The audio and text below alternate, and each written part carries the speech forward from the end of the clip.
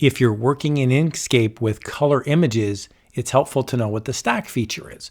So in this video, I'm going to trace this bitmap a couple times. And the first time I'm not going to use a stack feature. So I'm just going to move this off to the side and I'm going to go Path, Trace Bitmap. Now I'm going to go over here to Multicolor, Color. And here's a question for you. How many colors are in this flag of New Zealand? We can see there's blue, there's white, there's red. The correct answer is 3, I think. So we're going to go Update Preview here and we're going to see there's 3 colors. That looks great. And now I will click Apply. So we've got 2 images now. One is the original PNG and one is a vector. We can see this is the original.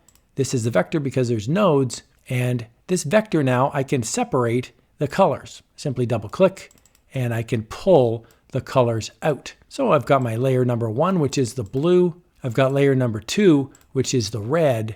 And I've got layer number 3, which is the white.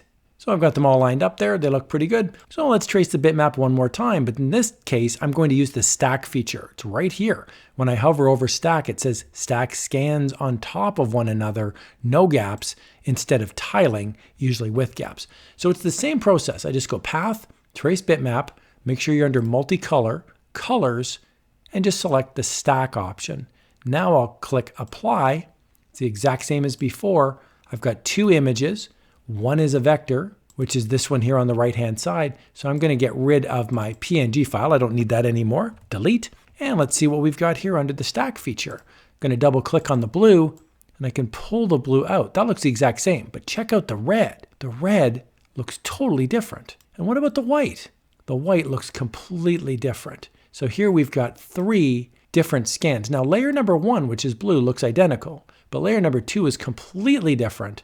And layer number 3 is completely different as well. It's stacking on top of each other and it's making a completely different underlying layer.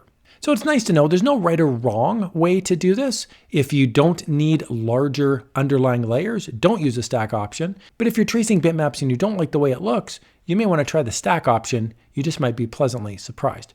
I hope you found that helpful.